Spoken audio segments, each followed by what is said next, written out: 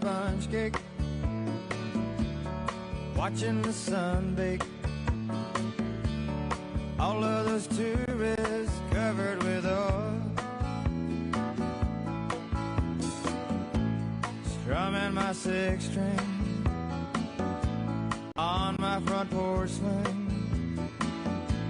Smell those shrimp, they're beginning to boil. Wasting away again in Margaritaville, searching for my lost shaker of salt. Some people claim that there's a woman to blame, but I know it's nobody's fault. Don't know the reason, stayed here all season. Nothing to show but this brand new tattoo, but it's a real beauty, a Mexican cutie. How it got here, I haven't a clue. Wasting away again in Margaritaville,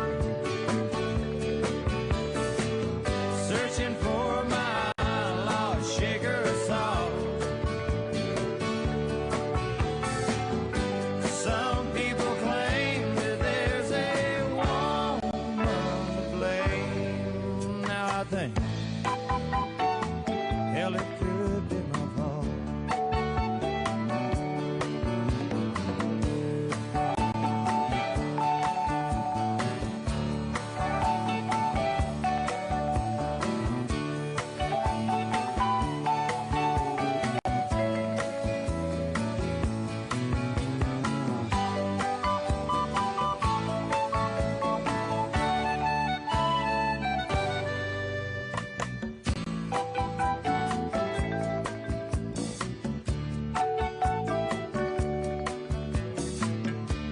I blew out my flip-flop, stepped on a pop top, cut my heel, had to cruise on back home. But there's booze in the blender, and soon it will render that frozen concoction that helps me hang on. Wasting away again in Margaritaville, searching for my lost shaker of salt. Some people claim that there's a woman to blame, but I know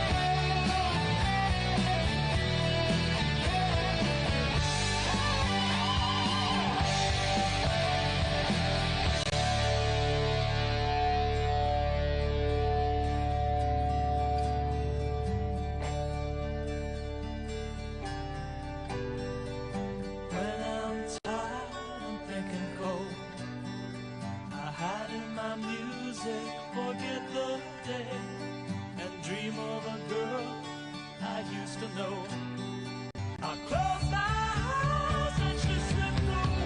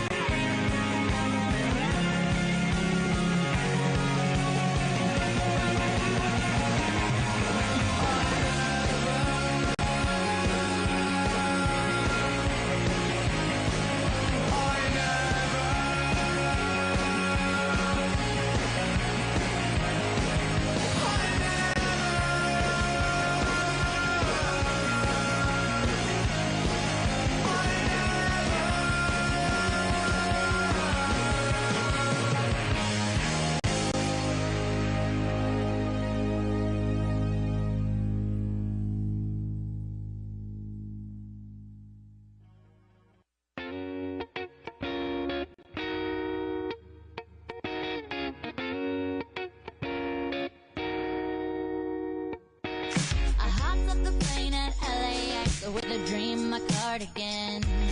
Welcome to the land of fame excess. Am I gonna fit in?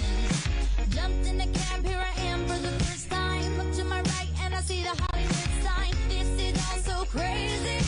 Everybody seems so famous. My tummy's turning and I'm feeling kinda homesick. Too much pressure and I'm nervous. That's when the taxi man turned on the radio and the Jay-Z song was on. And the Jay-Z song was on. And the Jay-Z song was on. So I put my hands up to play my song. The butterflies fly away. Nodding my head like yeah. Moving my hips like yeah. I got my hands up to play my song. I know I'm gonna be okay. Yeah. It's a party in the USA. Yeah. It's a party in the USA. Get to the club in my taxi cab. Everybody's looking at me now. Like, who's that chick that's rocking kicks? She gotta be from out of town. So hard with my girls not around me. It's definitely not a Nashville party. Cause all I see is stilettos. I guess I never got the memo. My tummy's turning and I'm feeling kinda homesick. Too much pressure and I'm nervous. That's when the DJ dropped my favorite tune. And the Britney song was on. And the Britney song was on. And the Britney song was on. So I put my hands up to play my song. The butterflies fly away. Nodding my head like yeah. Moving my hips like yeah. I got my hands up to play my song. I know I'm gonna be okay. Yeah. It's a party in the USA. Yeah. It's a party in the USA. Feel like I've been on a flight back to my hometown tonight. Something stops me every time. The DJ plays my song and I feel alright. So I put my hands up to play my song. The butterflies fly away. Nodding my head like yeah. Moving my hips like yeah. I got my hands up to play my song. I know I'm gonna be okay. Yeah. It's a party in the USA. Yeah.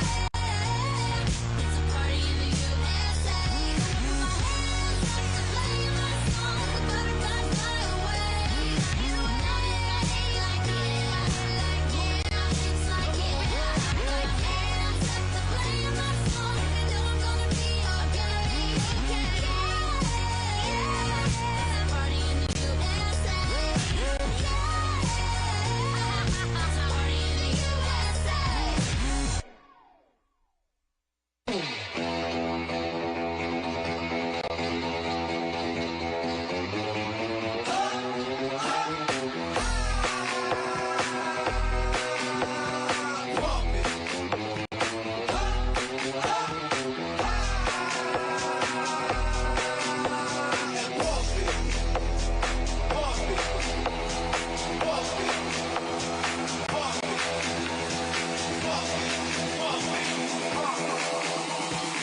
Turn up your radio, blast your stereo.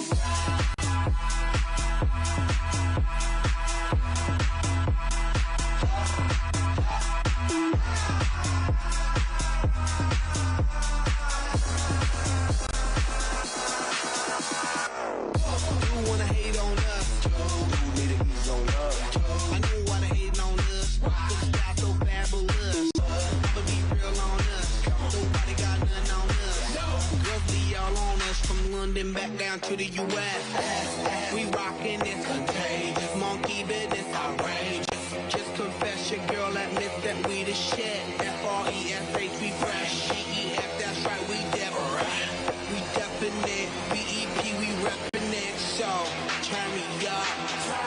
Turn me up. Turn me up.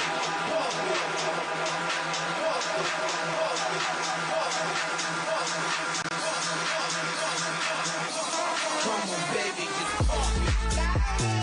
Pump it. Pump it. Pump it. Pump it. Pump it.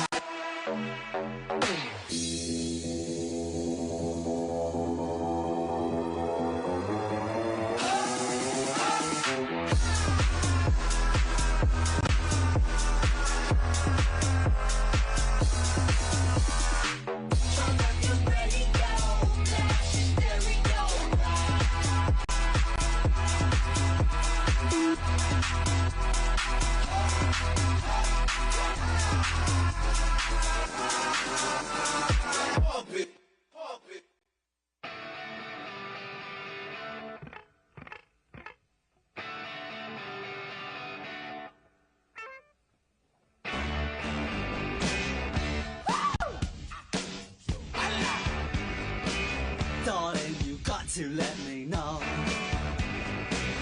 Should I stay or should I go? If you say that you are mine, I'll be here till the end of time. So you got to let me know. Should I stay or should I go? It's always tease, tease, tease. You're happy when I'm on my knees. One day it's fine and next it's black.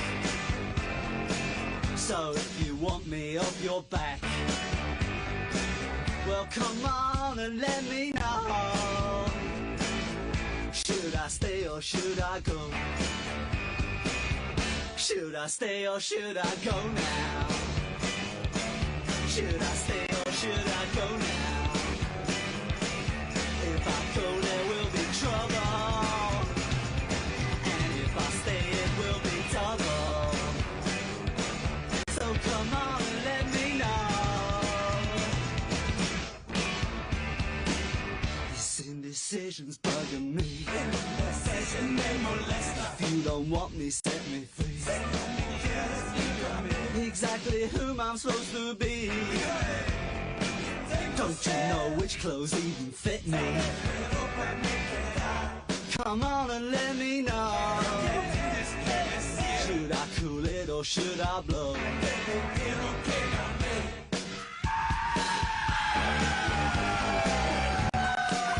Split.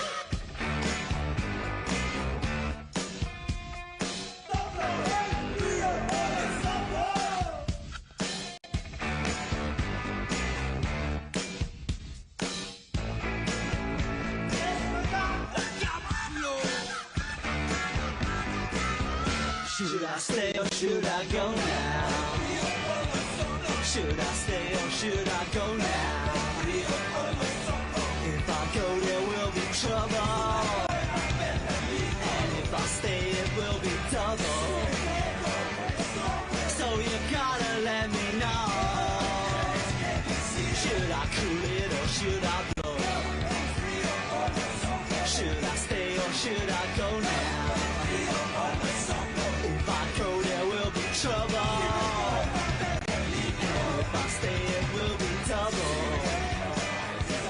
So you gotta let me know. Should I stay or should I go?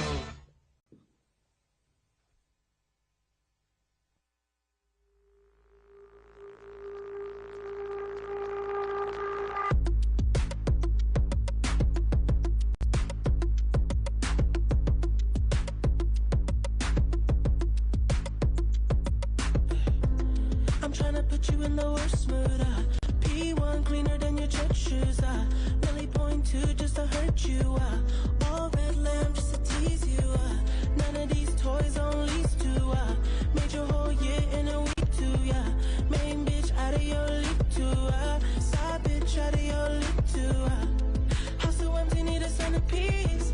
20 racks a table come from ebony. Cut that ivory into skinny pieces. Now she clean up with her face, but I love my baby. You talking money, need a hearing aid. You talking about me, I don't see a shade. Switch on my side, I take any lane. Switch on my core if I kill any pain. And look what you done. I'm a motherfucking star boy. And look what you done.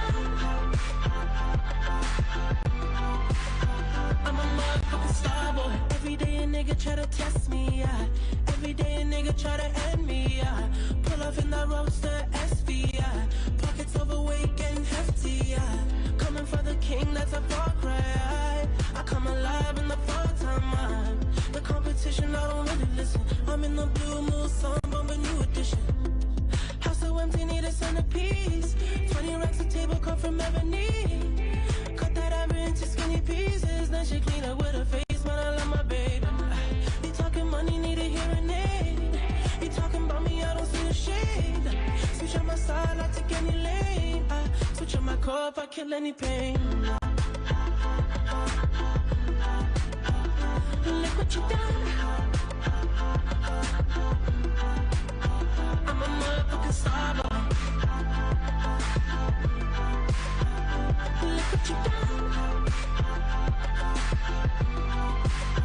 I'm a motherfucking star boy.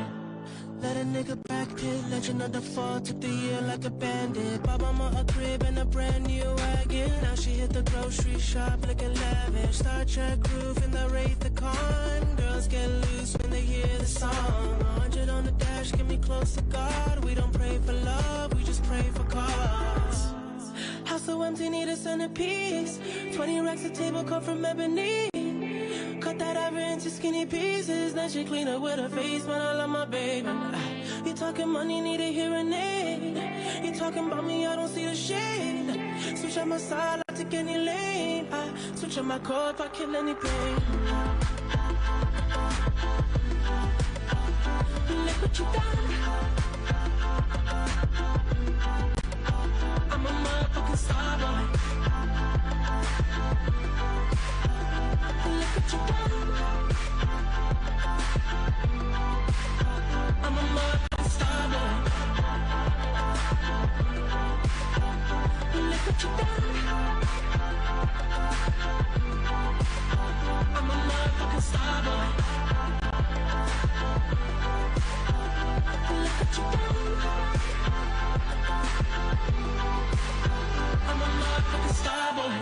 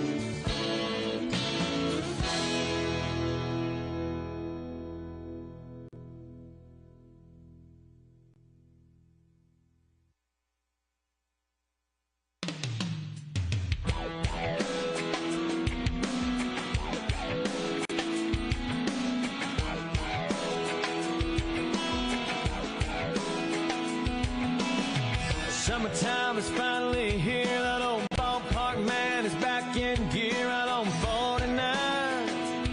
Man, I can see the lights. School's out and the night's rolling, man. Just like a long lost friend you ain't seen in a while. You can't help but smile. And it's 2 bare feet on the dashboard. Young love and an old Ford, cheap shades and a tattoo and a yoo-hoo bottle on the floorboard. Perfect song on the radio. Sing along, cause it's one we know. It's a smile, it's a kiss, it's a sip of wine. It's summertime, sweet summertime.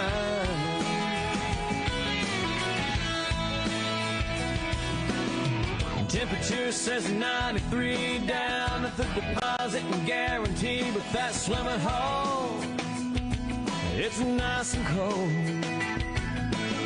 Bikini bottoms underneath, but the boys' hearts still skip a beat when them girls shimmy off them old cutoffs. And it's 2 bare feet on the dashboard. Young love and an old Ford, cheap shades and a tattoo and a yoo-hoo bottle on the floorboard. Perfect song on the radio. Sing along, cause it's one we know. It's a smile, it's a kiss, it's a sip of wine. It's summertime, sweet summertime.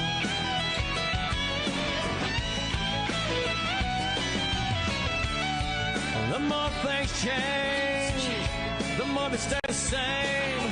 Don't matter how old you are, man, you know what I'm talking about. Yeah, baby, when you got 2 bare feet on the dashboard. Young love and an old Ford, cheap shades and a tattoo and a yoo-hoo bottle rolling on the floorboard. Perfect song on the radio. Sing along, cause it's one we know. It's a smile, it's a kiss, it's a sip of wine. It's summertime, sweet summertime.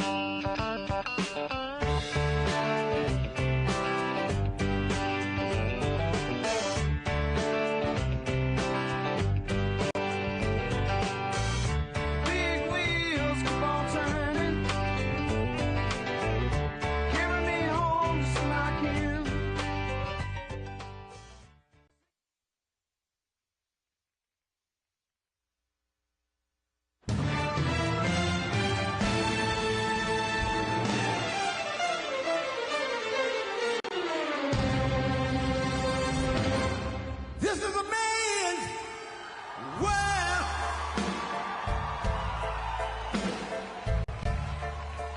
this is a man's world.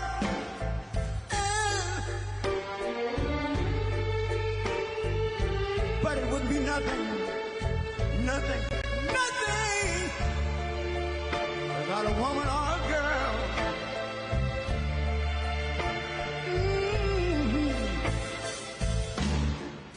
You see, man made the car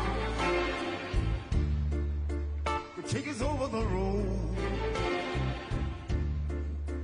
Man made the train,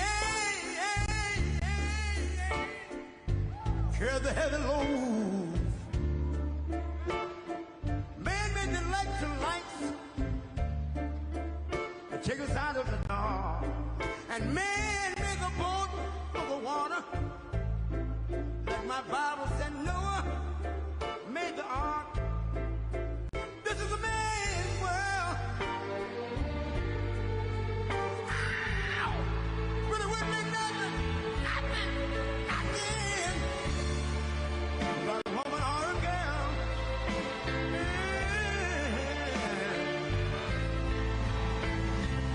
L'uomo rincorre il potere, ma lui non sa che il grande limite ad essere come si parla. Nel palmo stringe un'idea che non vive, che nella sua fantasia corre, se non si accorge che poi nulla più senza te, si vive solo per sé.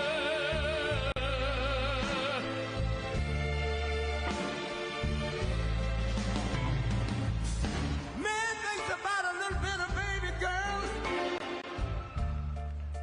and a baby boy. Man makes them happy because man make them toys. But after man made everything he can. Man made lira, pesos, dollars, rubles to buy from every good woman and every man. Ow! This is a man's world. Senza te, But it would be nothing. solo per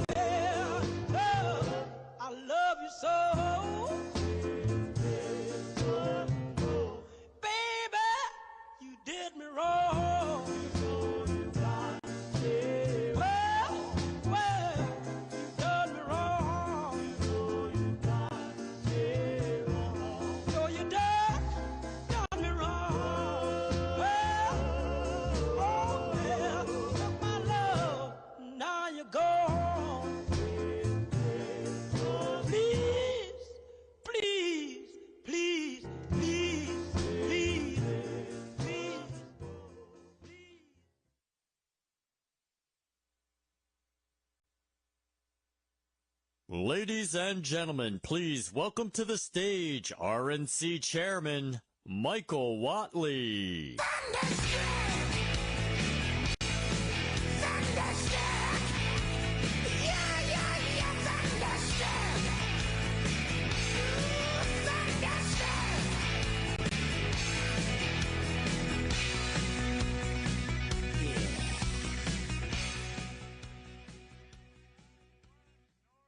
Carolina. How we doing tonight?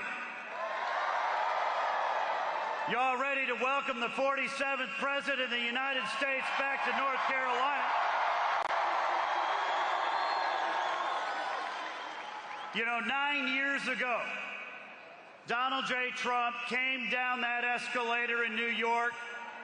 You may have seen it. Pretty cool. And he said he was going to make America great again. And to do that, he was going to secure our southern border. He was going to build our economy, and he was going to make sure that we were strong enough at home and abroad to protect our allies and our interests around the world. And for 4 years, that is exactly what he did.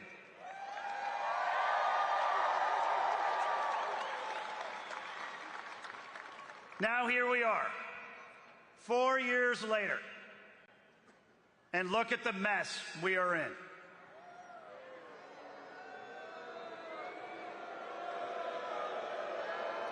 We have a vice president who has led the charge, as our borders are, with 94 executive actions to dismantle the most secure southern border that we have ever had. She has flown them in. She's given them a phone app so they could fill it out and walk across that border. She has given them free health care, free college tuition, driver's licenses. No wonder we've seen 10, 12, 15 million illegal immigrants coming across that border into the United States. We don't know who they are, we don't know where they are, and we don't know what they're doing. Now, we do know that they pose a clear and present danger to every single community in North Carolina and across the country. We have a vice president who cast the tie-breaking vote for $2.5 trillion worth of unnecessary, wasteful government spending. And when President Obama's economic advisors told her that this is going to send inflation through the roof, she did it anyway. And now every family in North Carolina is paying 25% more for grocery prices, 25% higher for housing prices, unless, of course, you want to buy a house, then it's twice as much as it was 4 years ago, and 50% more for gasoline, and even more than that for diesel. You know, we've got a vice president who stood up Benjamin Netanyahu at a joint session of Congress so she could go to a sorority event down in Texas. Who has stood up for Hamas synthesizers all across the country. Who went to a European leaders' confab and told President Putin, do not invade Ukraine. 5 days later, he invaded Ukraine. Not much of a deterrent. You know, today, America is a much weaker country than we were under Donald J. Trump. And when America is weak, the world is a far more dangerous place. This election cycle, it is pretty clear what is at stake. What is at stake for North Carolina, for America, and for the world? It's a pretty clear equation. Are we going to have a weak country under Kamala Harris? Or are we going to have a strong country under Donald J. Trump?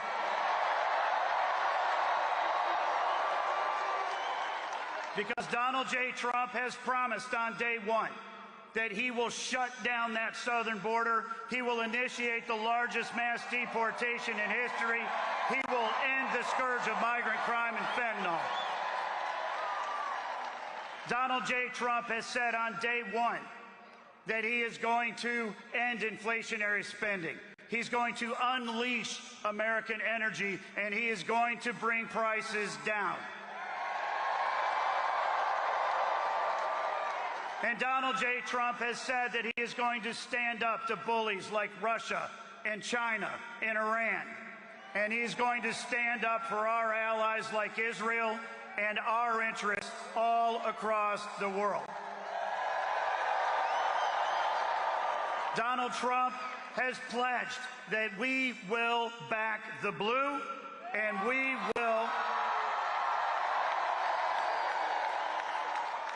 we will support and honor our troops, our veterans, and our military families.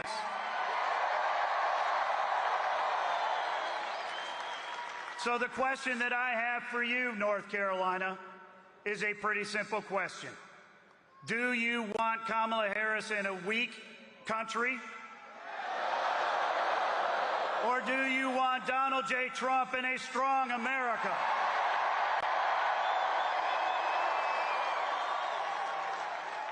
Well, we've got 3 days, folks. We've got 3 days to change the direction of this country. We are at an inflection point for this world, and we are at an inflection point for our country and for North Carolina. How many people here have already cast their vote? That's pretty solid. How many people are going to cast their vote on Tuesday? All right. But that's not good enough.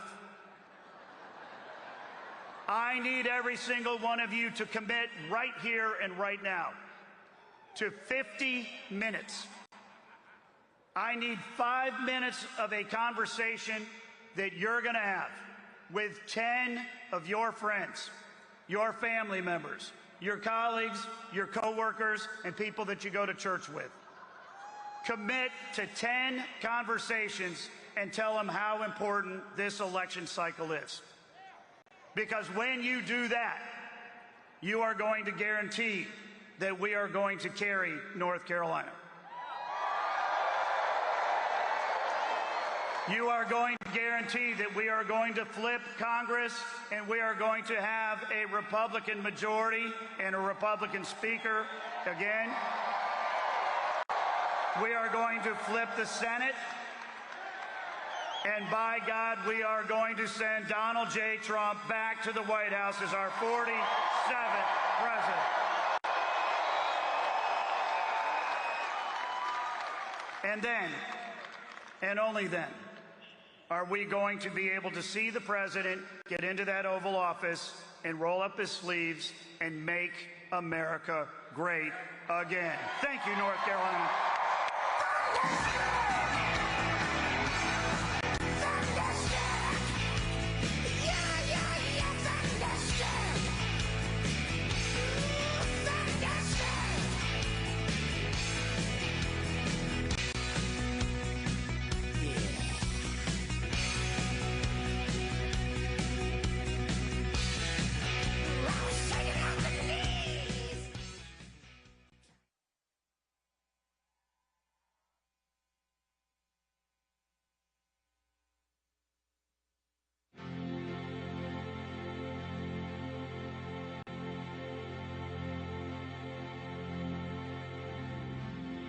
It's been 7 hours and 50 days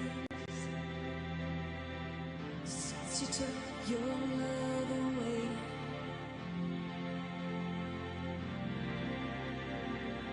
I go out every night and sleep all day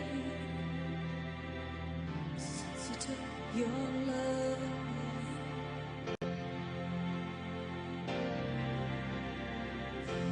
Since you've been gone, I can do whatever I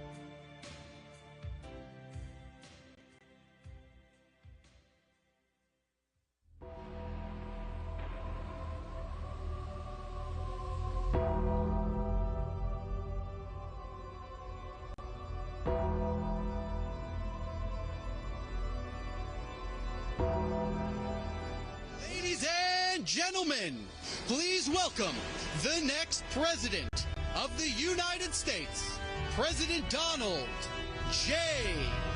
Trump.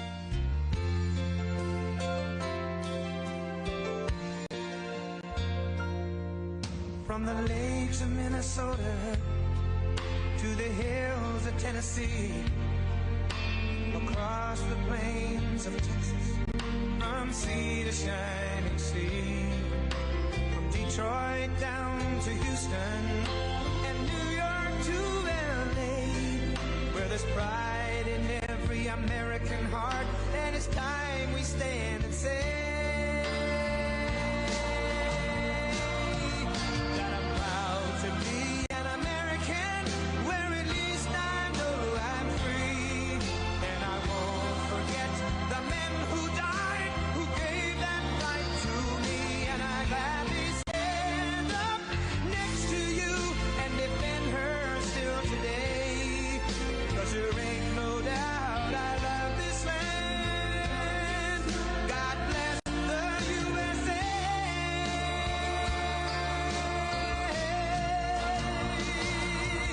And I'm proud to be an American, where at least I know I'm free, and I won't forget the men who died, who gave that right to me, and I gladly stand up next to you and defend her still today, 'cause there ain't no doubt I love this land. God bless the USA.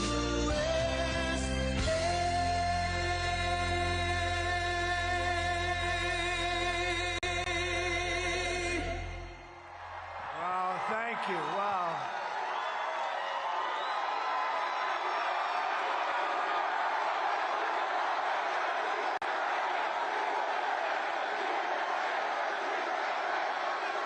Thank you very much, and hello to a very special place, North Carolina. We love it.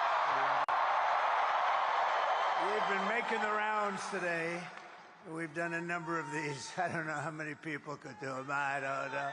But you love it. You know why? There's like a love. It's a crazy love we have for each other. It's crazy. But I'm thrilled to be back in this great, beautiful place. It's a wonderful place with wonderful people. They really are proud, hardworking American patriots. That's what they are. And I'd like to begin by asking a very, very simple question. Are you better off now than you were 4 years ago? I don't think so. I don't think so.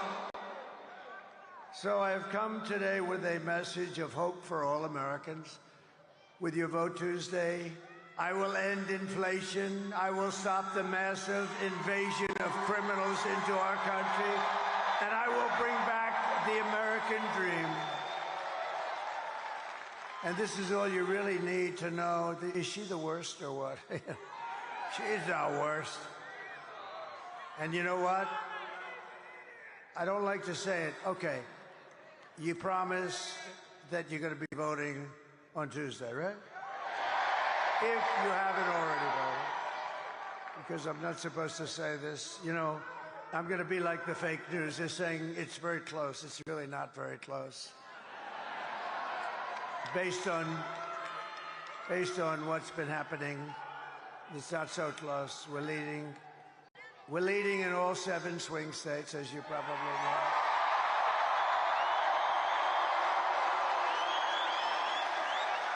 And we just left Governor Youngkin, and we're certainly doing well in Virginia. It's not considered a swing state, but it may very well be a swing state. And I just had a little thing, a little birdie told me that we're leading in New Jersey. What's that all about, huh? We love New Jersey. I always said about New Jersey, I said it's going to happen there. But so remember this. She's the worst vice president in history, and she broke it. She just broke the whole damn thing. But I will fix it, and I'll fix it fast. We're going to do it quickly.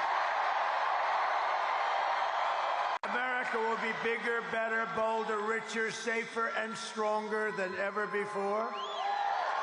And this election is a choice between whether we'll have think of it, 4 more years of incompetence and failure. Does anybody like that? Because some people like that.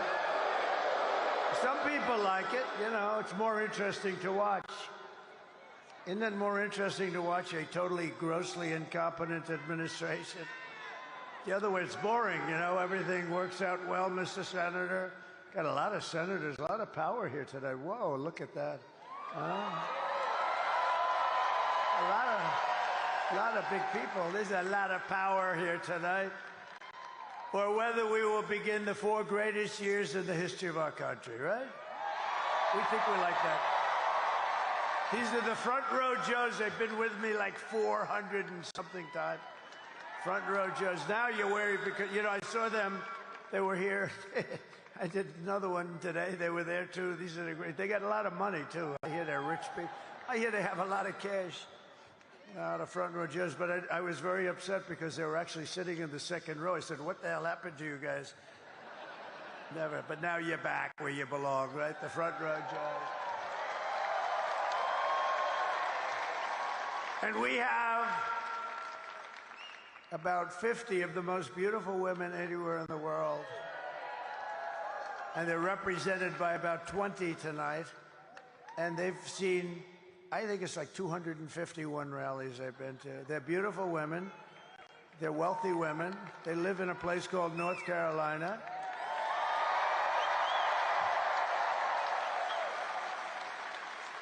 And you know, we did another one in North Carolina, and I really didn't see them.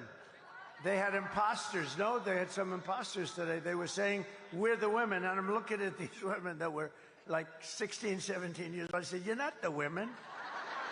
And I was insulted because I come to their state and they weren't there. And I said, well, what the hell? But now I see that they're here. You can't ask them to go to 2 and 1. Because that was in North Carolina today. Early. We started early in the morning, and here we are late at night, and here I'm doing the same stuff. But, you know, I was a little insulted. I said, we call them the ladies from North Carolina. These are very successful ladies. I have no idea what's happening with their husbands. They're all happily married, but I never see the husbands at all. I never see them, but they've been to literally more than 250 rallies, right? So, but I was very upset today because in my first, it was North Carolina. Do you believe this? I go from North Carolina to Virginia and then back to North Carolina. Does that make sense? So now I'm no longer upset because nobody can expect them, as crazy as we all are, nobody can expect them to go to 2 rallies in one day. I think their husbands maybe would leave them for that. That would be the end. That would be the end of it, Mr. Senator. You're a great senator, you are. You are a great senator. The ladies from North Carolina, look at them. Thank you. Thank you. We're proud of you. And you know, it's sad, though, actually, because we've done this now for 9 years. We've had the biggest rallies in history of any country. And every rally's full. You don't have any seats that are empty. You don't have anything yet. I mean, the one we had today, you missed a beauty. We could have filled that place up 20 times. I mean, that was beautiful. And the Virginia rally, did you hear about the Virginia rally? That was, Glenn Youngkin did a great job, the governor of Virginia. And they had a crowd there that was incredible. And then we came here. And we don't want to be late, but it's very hard when you do these things. It's very hard, and you don't mind a little bit. We weren't very late. We weren't very late. Just a few minutes. Just a few minutes, depending on your definition of when it's going to start. But, you know, we've been doing, I was talking to some of the people. It's sort of, you know, in a way it's sad, and in a way it's beautiful. I was talking to them, and I said, you know, this is coming to an end. These rallies are coming to an end. We've been doing them, think of it, for like 9 years. We started a year before, and we've had tremendous success. In 2016, we did phenomenally, right? We went in, they said, they gave us a 3% chance, and sort of like amazing, right? 3%. That means 97% for crooked Hillary and 3% for me. And I was saying, well, I went to Iowa, and I had 48,000 people, and she had about 300 people. And then we went to another one in another state. We had 49,000 people. She had 243 people.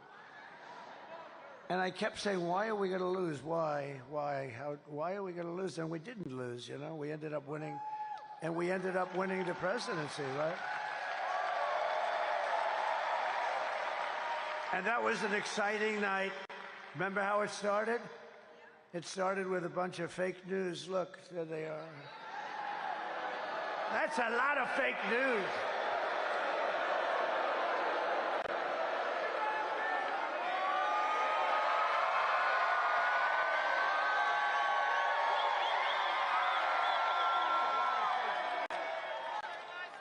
That's a hell of a lot of fake news. The fakers, I call them now. I'm sort of lightening up. I'm starting to like them, too. I don't know what it would be like to get good publicity. I really don't. They treat me so badly. They are the worst. And yet it works. You know, it could be they treat me good and nobody would come. I don't know. There's something screwy here. But no, they treat us terribly. But I don't care because we keep winning. As long as we keep winning, we don't care.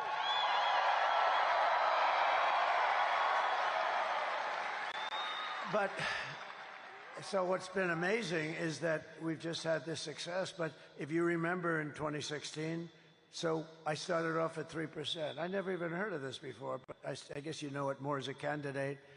But I was given a 3% chance of beating crooked Hillary. And I understand that because, you know, she was a Secretary of State and she was married to the President of the United States. And she was a smart and is a smart woman. She lies like hell, but not as bad as Kamala. And, I mean, she's much smarter than Kamala, but she doesn't lie as much. Hillary's a liar, a real liar, but Kamala is crazy. Kamala actually said, he is not going to frack. He is not going to drill for oil. He's not going to drill. I've been saying drill all my life. I'm saying we're going to drill. No, they made it up. He is not in favor of IVF, fertilization. I am. I'm like the father. I consider myself to be the father of fertilization, remember? We got they got a ruling from an Alabama judge, very conservative judge, probably a good judge, but he gave a very strong ruling.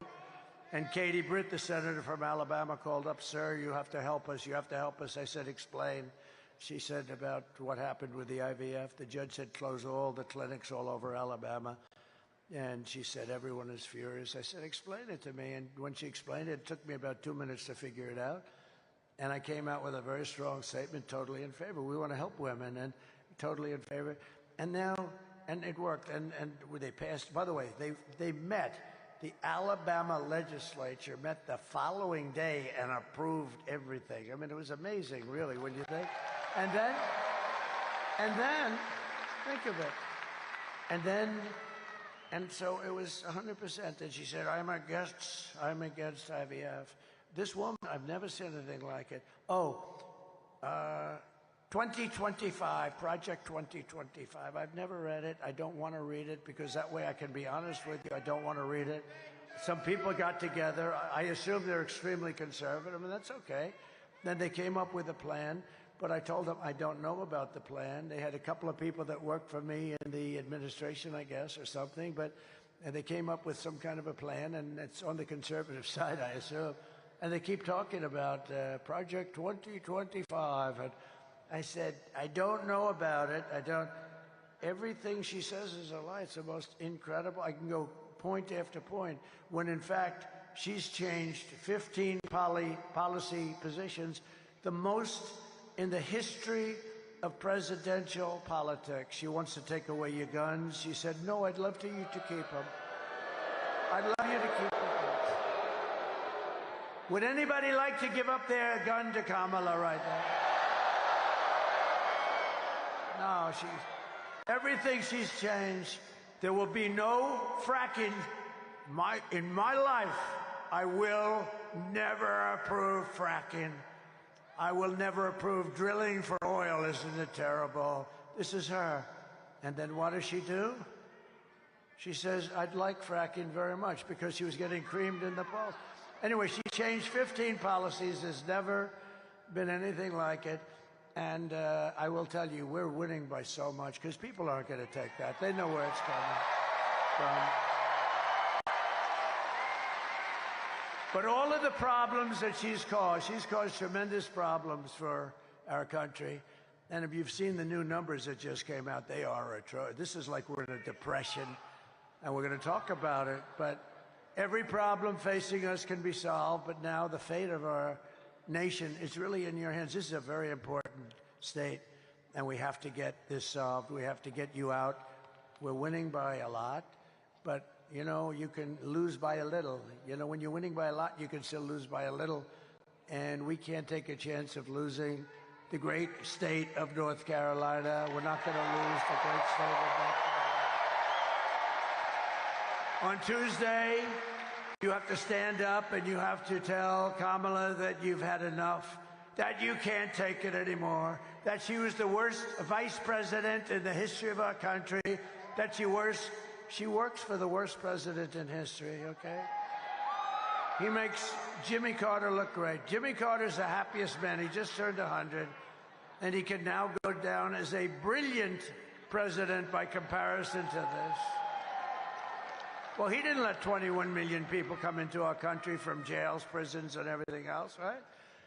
But you can just now say, Kamala, you don't get any worse than you. Kamala, I can't stand you, Kamala. Kamala, you're fired. Get out. Out. Get out. Can't stand you, Kamala. Get out. You've destroyed our country. I want to send our prayers to everyone here in North Carolina who is still recovering from Hurricane Helene. It was a bad one. It was a bad one. I was there. I was there. I saw the devastation. I was there long before Kamala. Long before. They're still not seeing Kamala. They're not seeing federal government, that I can tell you. The job they've done is terrible. But, you know, they've spent all the money on illegal aliens coming into our country. It's true. As you know firsthand, Kamala's hurricane response was a disgrace and a betrayal of her duty as vice president or whatever the hell she is. Nobody even knows anymore. Where the hell is Biden? What happened to that guy? Where's Biden? Tell me, is this the worst administration in history? Where the hell's Biden? Where's Biden? The ladies from North Carolina, what happened to Biden? What the hell's going on? This is the worst administration in history. Nobody knows who the hell they're supposed to be talking to. The only thing that's good is you have totally confused the enemy. Because President Xi of China is saying, who the hell are we speaking to over there? What's going on with that place? Putin is going, nobody ever calls me. I'm fighting a war. Nobody ever talks to me. We can talk him into not fighting if we had competent people, but they are not competent. No, but think of these guys. They're probably saying, who the hell is running the United States of America? It can't be her. She's a low IQ individual. Now, just yesterday, it was reported that under Kamala, almost 50% of the phone calls to FEMA, it was a disaster. They went unanswered. FEMA was not even answering their calls. They had no money. They couldn't pay their damn phone bill because all the money's gone to the migrants. The migrants coming in from various and sundry prisons and mental institutions, right? North Carolina called out for help, and the phone rang, rang, rang. I had to get you. I had to call. They actually asked me, good people from North Carolina, let me tell you, but they were having, this was the worst water hurricane. They call it a water hurricane. It had more water than, I guess, anything they've ever seen. I know this. I was in Palm Beach, and we were actually hit, if you can believe it, lightly by comparison, but it spread all over the Florida landmass, which is amazing. But think of it. They had they weren't prepared at all, the federal government. You know who was prepared? Franklin Graham and a lot of other people. Thank God. And I gave Franklin, we gave him a lot of money, and others too, $7 million. That's good. And the reason is they do such a good job.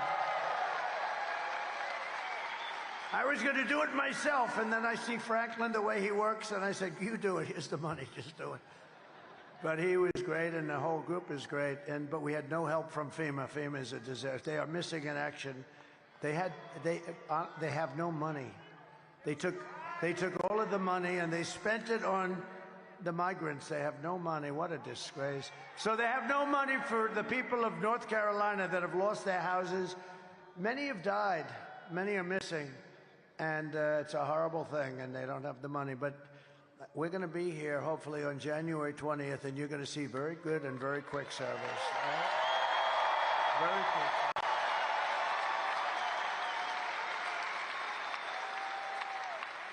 You know, Kamala's putting up migrants in luxury hotels in Manhattan, while Americans who have lost their homes are living in tents and living without tents, too. But, you know, one of the most incredible things about what's taken place, and I was not interested in the election from the standpoint of North Carolina with the people. I wanted to have the people solve their problem, help them. But from the election standpoint, I said to my people, I think the most you can probably get is 50% of the vote. You know, they lost their houses. They've lost relatives and husbands and wives. I mean, you know, a lot of people killed. Terrible. And I said to him, I said, that's the worst, and that's 99% of our effort. But just out of curiosity, we have an election going on, a big one. I think the most important election in the history of our country. I said, so just out of curiosity, are they going to be able to vote in North Carolina? They just got hit so hard. And I figured if we got 40 or 50% of the vote, it would be great. I mean, it would be wonderful. It would be nice. And you know what happened? You broke the all-time record for voting. I mean, how the...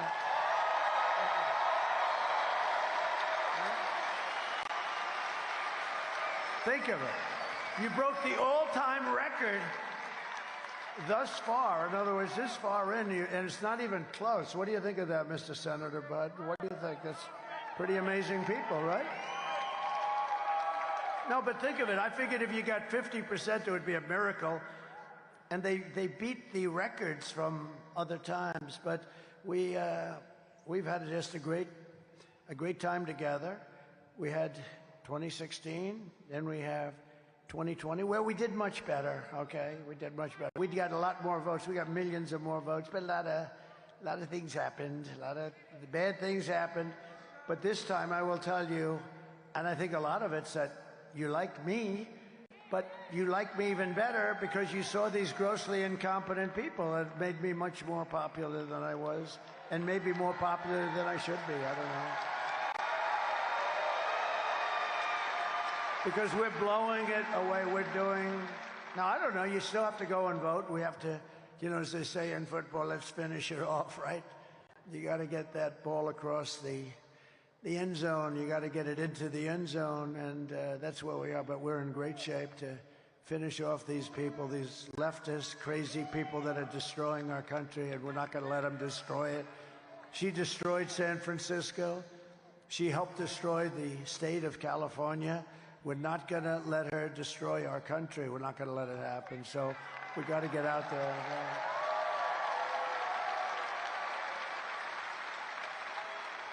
And when I'm president, we're going to evict the illegals, and we'll take back our properties. You know,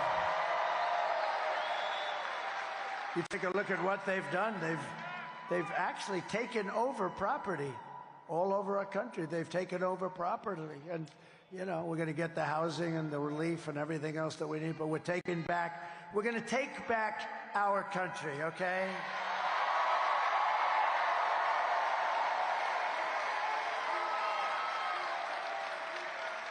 And under the Trump administration, the only free service we're going to be given to these illegal alien criminals, and many of them are not criminals, but a tremendous number of criminals are here. The only free aid they're going to get is a free ride back home.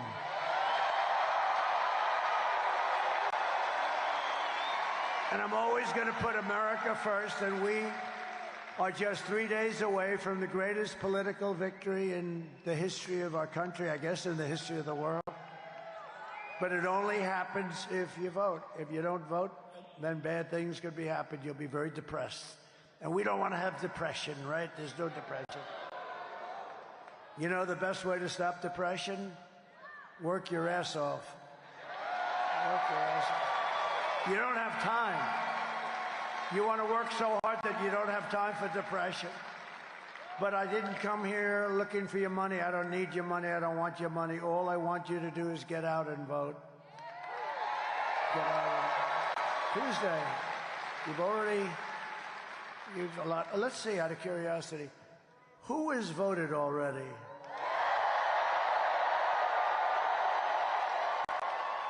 So who's going to be voting on Tuesday? All right, that's good. That's good. I'm actually going to be voting on Tuesday also. With your help, we're going to defeat Kamala Harris, and we're going to win North Carolina, and we're going to make America great again.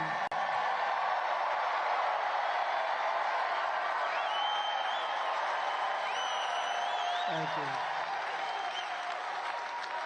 So, just to finish it off, because I'm the greatest weaver, you know, we weave. They used to say, oh, he's rambling. No, I'm not rambling. It's like genius, okay? I don't ramble. I'll let you know when I ramble, and then we'll have to talk. No, I cover different territories. It always ends up back in the right location. But if you look at what we've done together, it's, you know, let's see, I'll have 3 tomorrow. On Monday, I'm going to do 4 of these. That's a lot. How many people can do 4 of these in one day? I don't think too many people.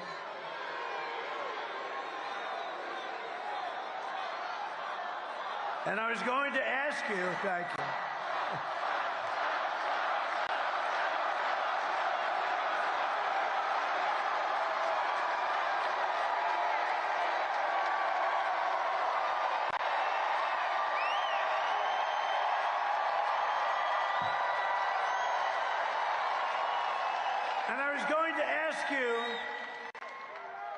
It's late. What the hell time is it? It's total trouble. I was going to ask you, maybe I'll do a very shortened version, and will everybody be happy with that? I didn't think so. No, we won't do that. We won't do that. But, so just to finish off the original thought, though, it's always nice to finish things up, like in life. You got to finish it up properly. But was Rogan good? Did he do a good job, though? That was good, right? Joe Rogan, good man. He's a good man. We had a lot of fun with a lot of different things, but we're going to take over this, and what we've done is, it's sad that it's coming to an end. So tomorrow I'm doing 3 rallies, and on Monday I'm going to do 4 rallies in one day. That's a lot.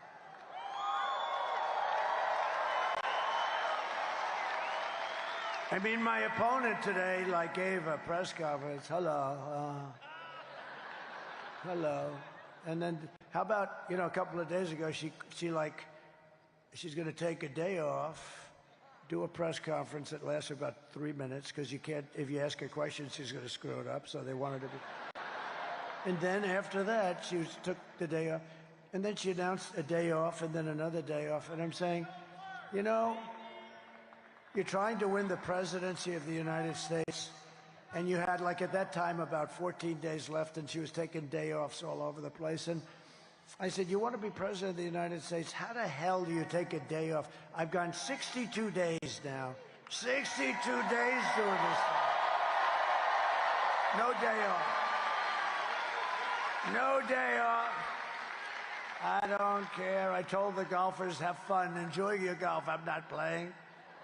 I didn't take any day off. We're working hard because we have to win it. And we have to win it, not for me. We have to win it for the country. We got to take back this craziness. So never in history has there been anything like this. If, for instance, somebody comes down in 4 years and they're going to be the Republican nominee or the Democrat nominee, and they call for a rally, and they'll have 300 or 400 people show up. And it'll usually be in a ballroom, and they'll raise a couple of bucks or something, but you'll have 250. Look, Biden couldn't fill up the 8 circles, right? Remember the 8 circles? They used to ask the fake news media, please, would you mind standing in a circle? Because they couldn't. But it's like an amazing phenomenon what's taken place. It's never happened before where I don't even ask them. I come out of this very nice airplane. I never say, oh, how many people are there? Have we been able to fill? I never say it. I used to say it at the beginning in 2016, and then I got bored because it was always full. We always had the ladies of North Carolina. Am I right? Am I right? Always full.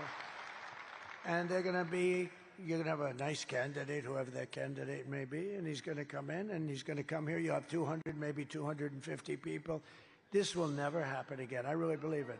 I've been told that by many very sophisticated people. Front row Joes, they probably know. But, and you'll never see the front row Joes either. You know why? Because they don't want to be bored. They don't want to be. That's the end of the front row Joes, but we're going to do something. We're going to have a celebration. Let me just tell you, so I have 3 big ones tomorrow, and then I have 4 big ones on Monday, and then we shut it down. Never to happen again. But, which is sad, but here's the good part.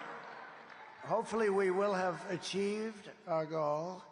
We're going to become president, and we're going to have a different form of rally, a rally for our country. We're going to fix our country. So we're going to have rallies for our country, and it is sad. It's sad because this will never happen again. I don't believe it can ever happen again. It was just amazing, like a confluence. You know what the word confluence? It was a confluence of things that happened. And it became something so special. People, foreign leaders watch our rallies. Can you believe it? I've had the biggest foreign leaders say, you know, at 6 o'clock in the morning, I watch your rallies. I said, it's amazing. The biggest people. But you know what we're going to have, though, because we want to get this done. And then after that, what we're going to have is a different form, probably a different name, not a word rally, but we're going to be even much happier because we're going to set our country into the right path, not the wrong path. If you saw it today, it came out, they're close to 90%, you know, the right way, wrong way thing that they do, these crazy people do back there? How about they're close to 90% wrong way? And then she says, no, I'll do the same thing as Joe Biden's been doing, and he's 90% off. He's got nobody's ever been at 90%. One thing I'm very proud of, the press, when I first got started, the fake news back there. Very proud of that name. I gave a lot of good names, didn't I, right? But I'm very proud of that name. But the fake news back there, they were at 92% approval rating when we started this journey in 2015. And now they're less than Congress, which is in the low 12s. I'm very proud of them because I've exposed them as being fake.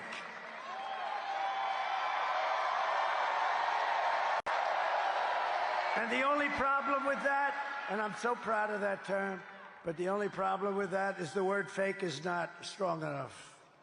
They're crooked, like crooked Hillary. They're corrupt. They're actually a lot of corruptness.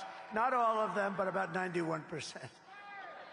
No, there's some good ones sitting. Oh, whoa, a couple of good ones, actually. I'm sorry, would you go home and tell your wife? I wasn't talking about you. He knows who I'm talking about. No, there are a couple of good ones, but a lot of bad ones. And you know, really, to make America great again, you really need a free and clear and beautiful and fair press. You really do. But we don't have that. Yesterday, it was announced that Kamala's economy, and this is the big thing because you never want to be involved with something like this if you're president. So just remember, it started before me. Yesterday were like the worst numbers I've ever heard. It was announced that Kamala's economy added only 12,000 jobs last month. You know, usually it's 200,000, 250, 390. I mean, 12,000. That's like Walmart will add 12,000. Not this country. One of the worst, he said it's overstated. You get a lot of funny people in North Carolina. No, they're very. No, I had it at one of my at the rally I had. You had one person, two people. They were giving me the greatest lines I've ever heard in North Carolina. I actually asked them to stand up. I was going to take their number because they were great. But that was very good. They're overstated, he said. No, but it's a very serious thing. It's only good for one thing. It's horrible. It may be a depression. It's only good for one thing. You know what the one thing is? If you are running for office against the idiots that cause this problem. If you're running for office, it's very good, right? Other than that, Ted Budd, it's not so good. Other than that, no, if you're running for office, it's good. If you're running for office against them, it's great, actually. But it's the worst report, one of the worst job reports of all time. It is actually. Listen to this. We lost 30,000 private sector jobs in a single month, while 250,000, think of that, people left the workforce. 250,000 people left the workforce because they didn't have jobs. More than 100,000 manufactured jobs have been wiped out since the beginning of the year. 50,000 jobs this month.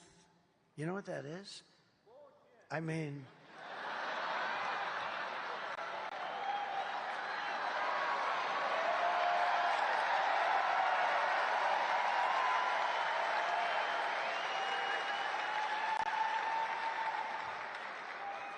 an amazing statistic is that 100% of all of the net job gains in the past year, 100% of the gain, all of it, has gone to migrants. 100% of it.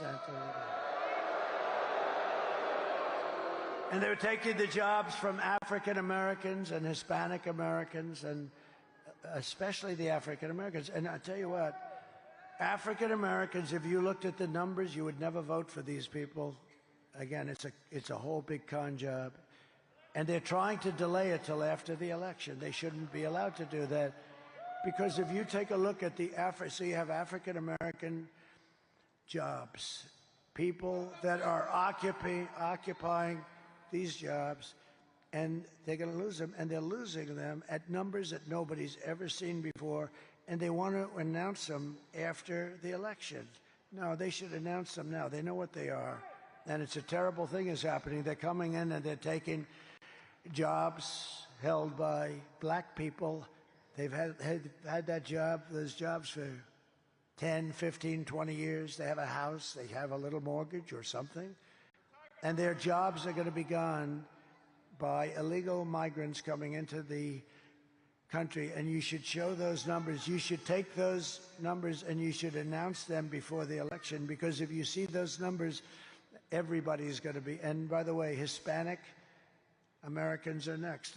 They're being very, very badly and severely hurt.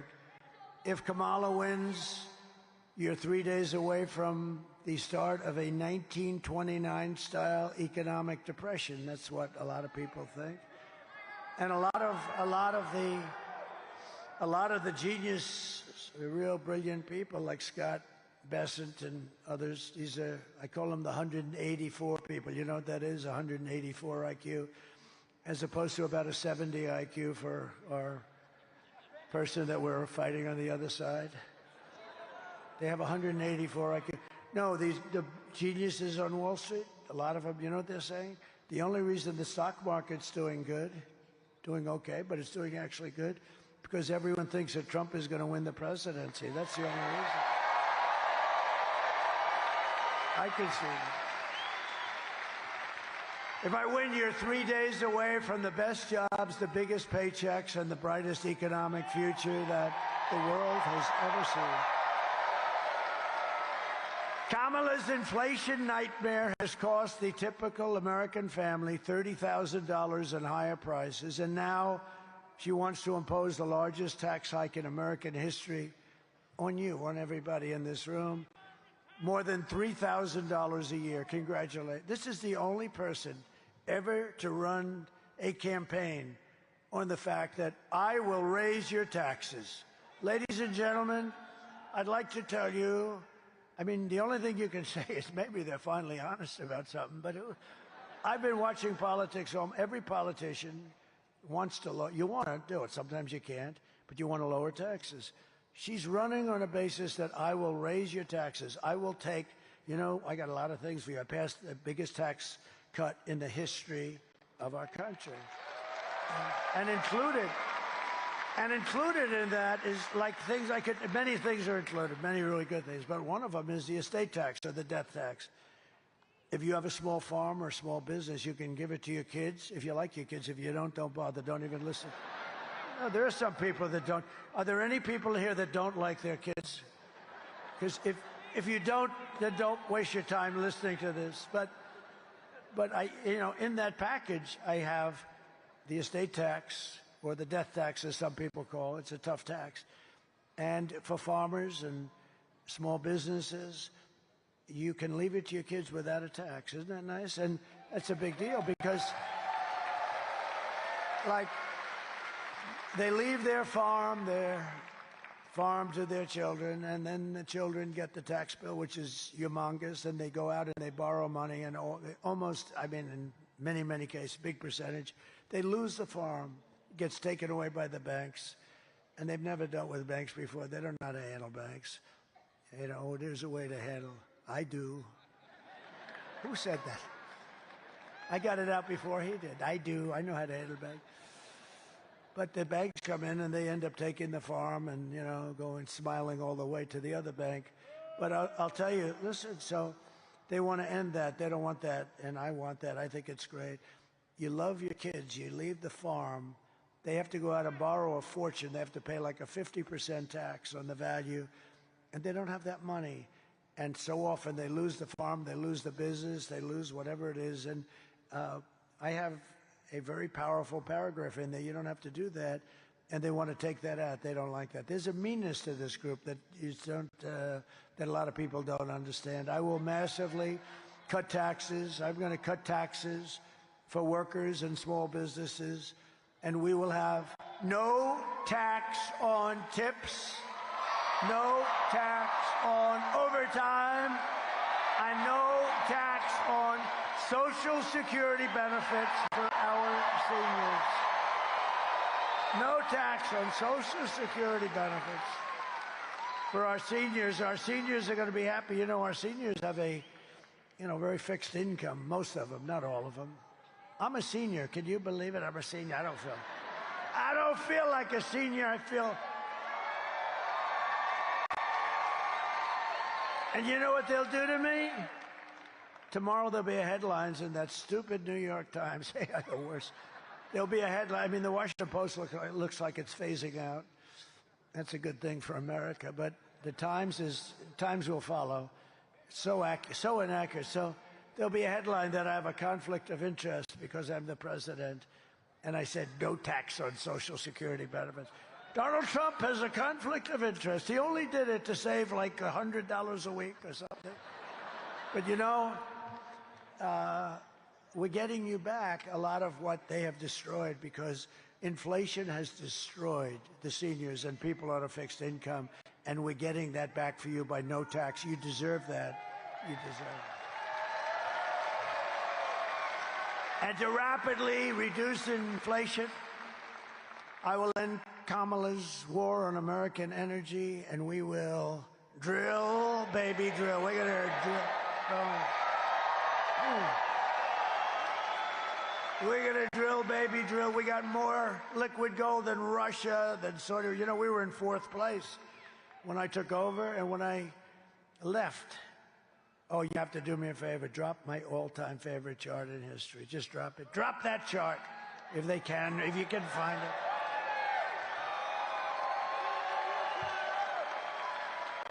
There it is.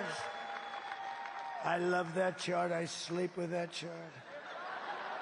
I kiss that chart. Without that chart, I wouldn't be here. Can you believe it? It wasn't there. That wouldn't have helped me in Butler, but that helped me when I turned.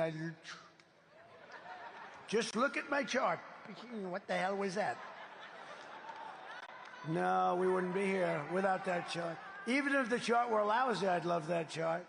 But it's great. That was the lowest point in the history of our country for illegal immigration. And I can tell you drugs were there and lots of other things.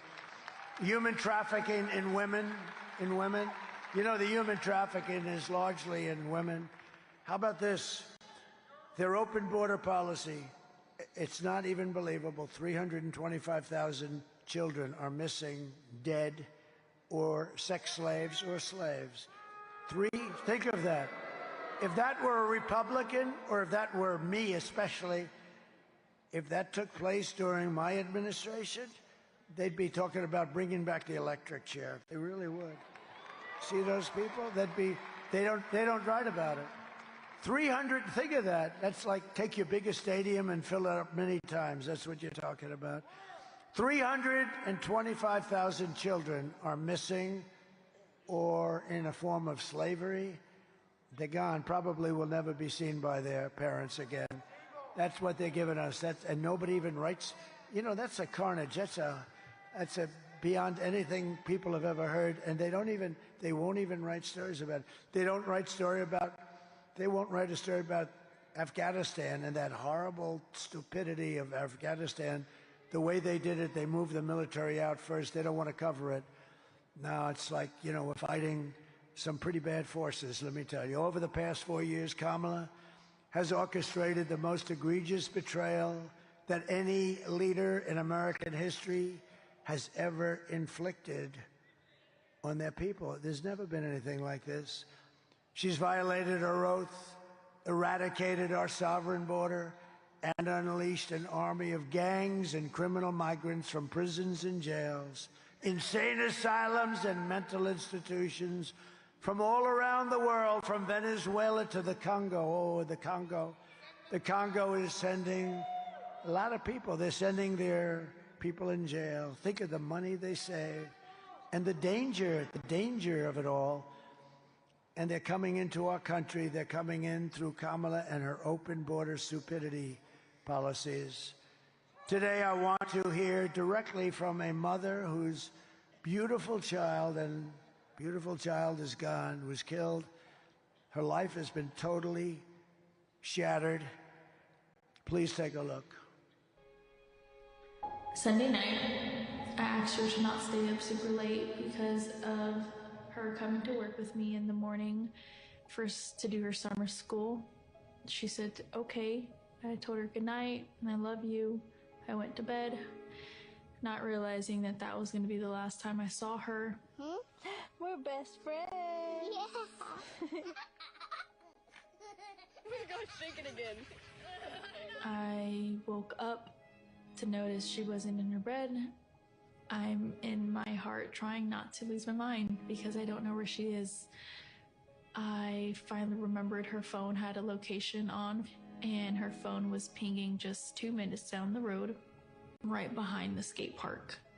I start driving to the direction the phone was being pinged at, and I see a couple cop cars with lights on. I see yellow tape, and immediately my heart drops and sinks to the bottom of my stomach. My daughter's hands and ankles were both bound. She was strangled to death, left with no pants. And I know in my heart, she fought incredibly hard. She was not going down without a fight. We begin with two men we're learning are charged with capital murder tonight, accused of killing a 12-year-old girl. Police say these men strangled her before dumping her into that creek. Both men were in the country illegally. Apprehended, then released by Border Patrol less than 3 weeks before Jocelyn's death. The men accused of killing Jocelyn Nungare are affiliated with the gang known for brutal violence. Kamala Harris was in charge of immigration in our borders. If we had better border policies and not open borders and not these catch and release policies, I truly believe this all could have been prevented. Under her being vice president of this country, my daughter's life was ripped away from her. She had her entire life ahead of her. Happy birthday, dear Jocelyn. My daughter is 6 feet in the ground.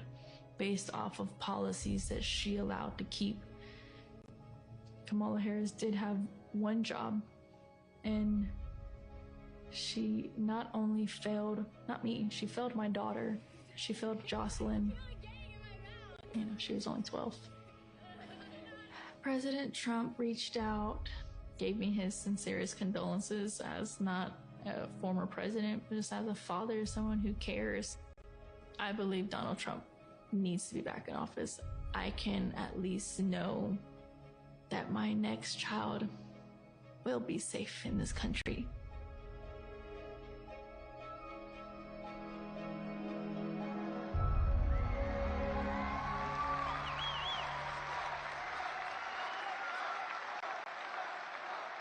And you have thousands of cases, all different forms of crime, many against very young girls, 12 years old in that case, Jocelyn.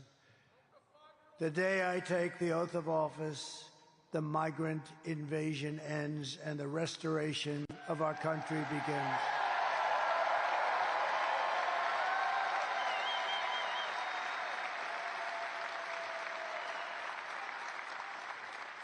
And it's if you look at the polls that are so prevalent, I see so many polls, but almost every poll has inflation as the #1 problem in the economy.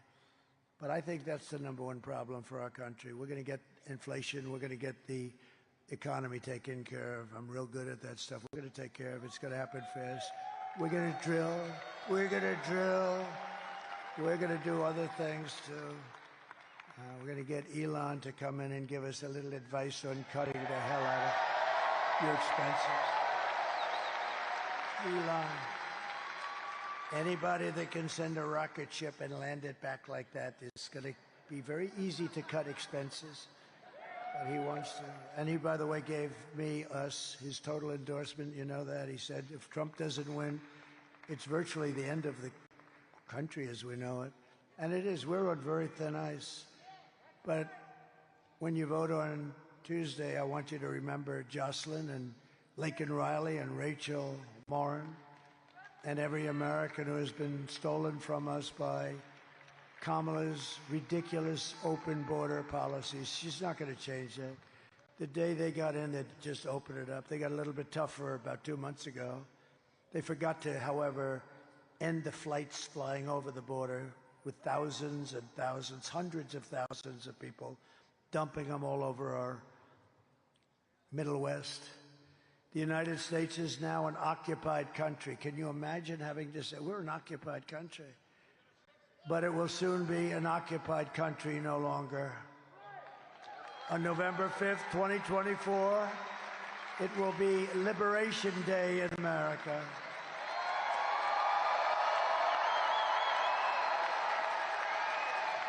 On day one, I will launch the largest deportation program of criminals in American history. It's going to be the largest deportation of criminals. We're going to get them out of here fast.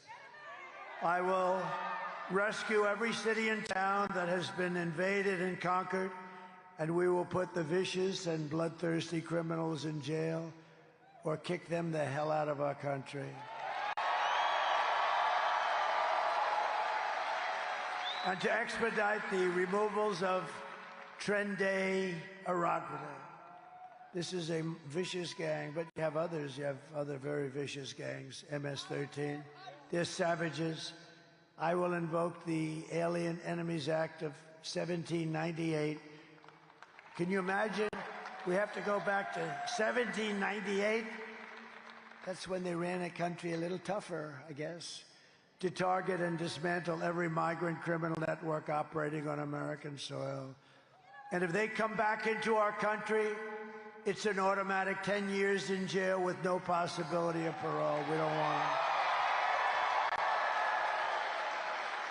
And I am hereby calling for the death penalty for any migrant that kills an American citizen or a law enforcement officer.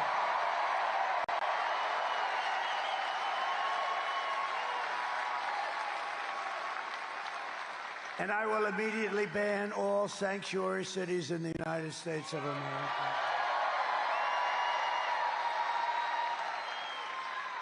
Black voters are furious with Kamala over illegal immigration. It's destroying their communities, and if this continues, there will have been no political power left for them because all of their communities will be majority migrant. That's what's happening. You're going to have majority migrant because the Democrats want to get them votes. They want to get them enlisted to vote.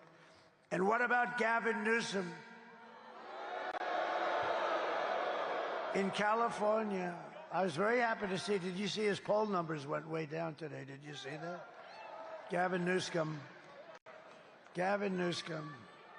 one of the worst governors in the history of our country. He signed a bill making it illegal for somebody to even ask for voter ID. In other words, if you're with the state, and you want to check somebody, you're not allowed to vote. You're not allowed to say, "Excuse me, ma'am, may I please see your voter ID?" They want to put you in jail if you want to do that. They want to treat you rather harshly. So he's taken it a step further. Why would they not want voter ID? You know why? There's only one reason. Because they want to cheat. There's only one reason. We got to straighten that whole thing out. We will. We will. I will keep American communities for American citizens. We're going to have American people in our communities now. We're not going to let this. Do you know that these gangs have weapons that are above military grade? And that even the police, I mean, it's like very tough, very tough. In Colorado, Aurora, you have the same gang, the Venezuela gang, has taken over apartment complexes. In other words, they're like me. They're in the real estate business. But they do it with guns, and they do it with violence, tremendous violence. On top of it all, Kamala says she would not do one thing differently from crooked Joe Biden, which is in itself disqualifying. Would you have done something differently than President Biden during the past 4 years? There is not a thing that comes to mind. I stood there on the tarmac watching you check your watch. The chaotic and deadly U.S. evacuation from Afghanistan stunned Americans and the world and cost the lives of 13 U.S. soldiers. Would you have done something differently? There is not a thing that comes to mind. More than 13,000 illegal immigrants convicted of murder have been caught at the border and then released into the United States. An Afghan national is in custody today after being accused of plotting an election day terrorist attack. The suspect entered the U.S. on a special immigrant visa. Gut-wrenching new details in the murder of Georgia nursing student Laken Riley. The illegal immigrant suspect, who cops say committed the heinous murder, is a Venezuelan national who crossed the unsecured southern border back in 2022. 2 men investigators say are in the country illegally from Venezuela are charged with capital murder in the death of Jocelyn Nungaray. A 5th illegal immigrant accused of attacking 2 New York City police officers over the weekend showed no remorse or regret. Would you have done something differently? There is not a thing that comes to mind. Only 18% say the economy is in excellent or good condition. US inflation has hit a new 40-year high, increasing by 9.1% over the financial year. Authorities saying Train de Aragua, which has been linked with more than 100 criminal investigations here in the U.S., has now been found operating its criminal enterprise in apartment complexes. Were you the last person in the room? Yes.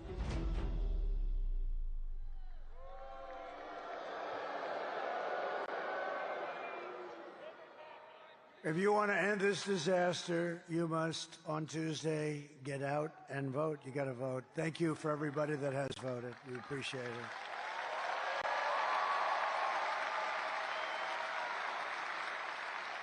So we're pleased to be joined by some great people from your state, largely. A man who's become an incredible senator, highly respected in Washington, D.C. by other senators and everyone else. He's doing a great job. Senator Ted Budd. Thank you. Thank you. A current congressman who really is something special. I was with him right at the beginning, and now he's running for, as I understand it, Attorney General of your state. and he's going to be fantastic. He has my complete and total endorsement, Dan Bishop. Dan. Thank you, Dan. Thank you, Dan. Congressman Richard the Warrior Hudson. I call him the Warrior because he is. He's a warrior. Right. And two people that are terrific. We backed them in the primary. We backed them now, and they're going to win their races. Congressional candidates Addison McDowell and Mark Harris. Thank you very much. Thank you. Thank you. Good guys, two good guys are going to be great. You heard him speak. RNC Chairman Michael Whatley. He did such a good job here that I said, just run the whole country. I took him out. He was the GOP chair, you know that, here and North Carolina, and we won it. There was no shenanigans. He had 602 lawyers, and I said, that's the guy I want. And now he's got a lot of North Carolinas where he's got to watch, right? But it looks like it's going very well. Thank you very much. Great job you're doing. Thank you. And a spectacular chairman of the GOP, Jason Simmons. Jason, thank you.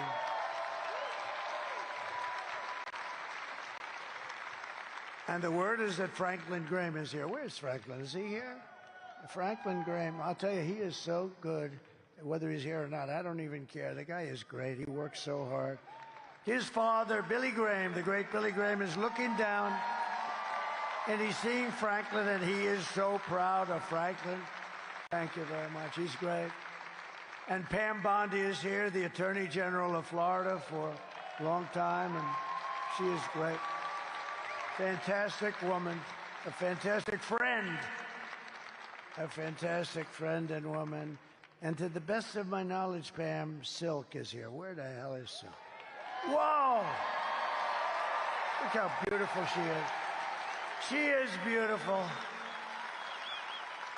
My wife told me a long time ago now, darling, there's two people on television. They are absolutely amazing. And I said, nobody's amazing. You know, I've sort of seen it all. I've seen it all. Nobody's amazing. And I went over and I looked anyway. I want to be nice, you know. I got to be nice.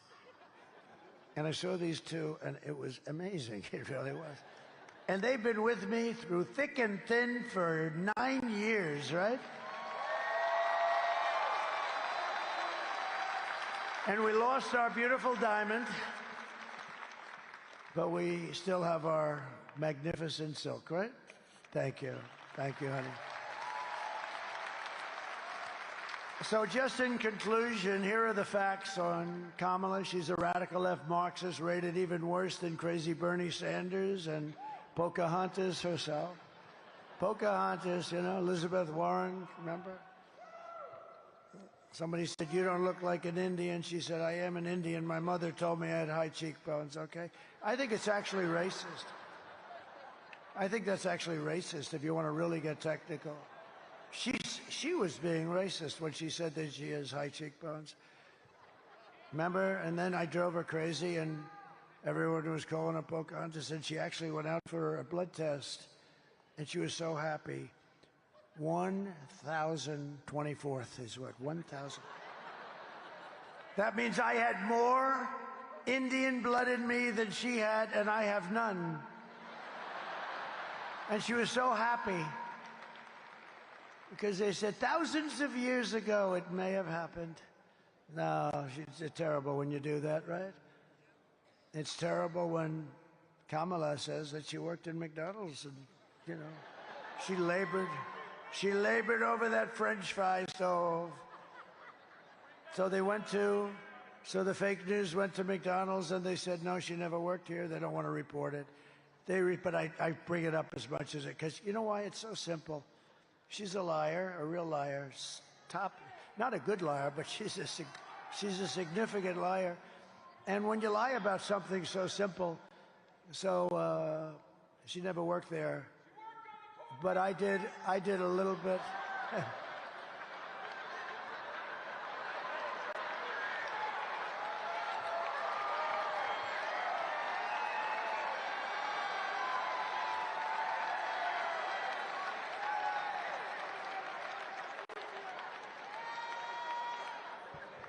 This place is amazing.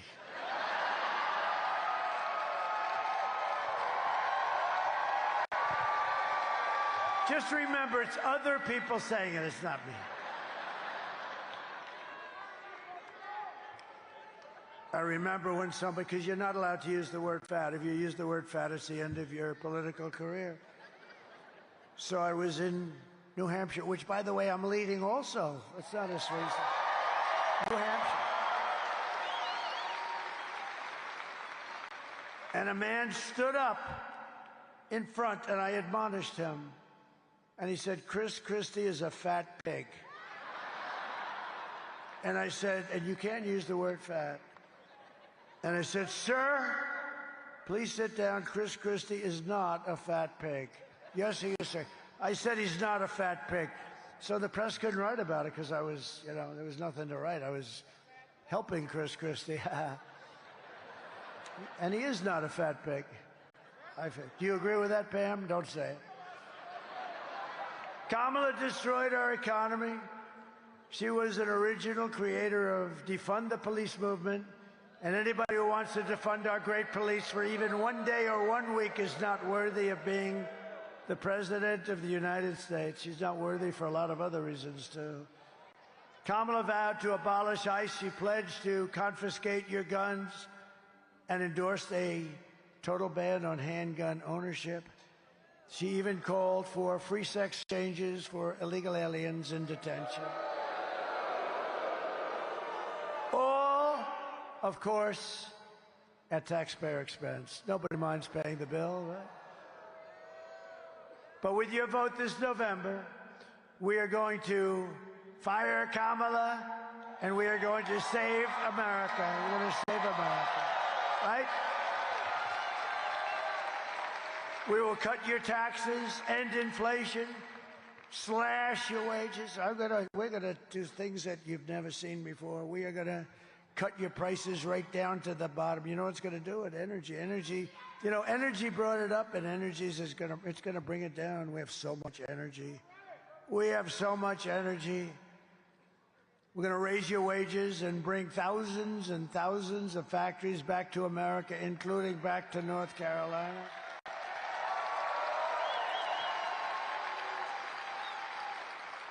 And you know what we're going to bring back here? Because, you know, I used to come here a lot for your furniture. They had the best furniture in the world, I think. There's never been a replacement to your furniture business. And I used to come, I was building hotels, a lot of hotels. I have had a lot of different careers, when you think, but I was doing beautiful hotels. And I'd come here, thank you, darling. Thank you. And I'd come to North Carolina, and I'd go around to the different furniture, and they were genius. I'd say, could you do something with the handle of that chair? Could you do something? Like what, sir? Ding, ding, ding, ding, ding, ding. It's like a piece of art. Would you like me to put your face on it? I could do that, sir. Ding, ding, ding. And in about 10 seconds, it's better looking than my damn face. No, the talent was unbelievable. Really, it was unbelievable. And they got wiped out by China and others. They just took, I mean, you have still a small fraction of what it is. But when I do my tariffs, because as I told you, it's the most beautiful word outside of love and religion. See, I had to do that, otherwise I'd be in trouble. I had to say that. But it's the most beautiful word in the dictionary, tariff. It will save our country. Only stupid people don't want to use it, or corrupt people also. Do you know China, during my 4 years, paid us hundreds of billions of dollars in tariffs and taxes? And they were fine with it. And we'll end up having a good relationship with China, but, you know, it was very unfair what was happening. And but we're going to bring your business, your furniture business back. We can do it so easy.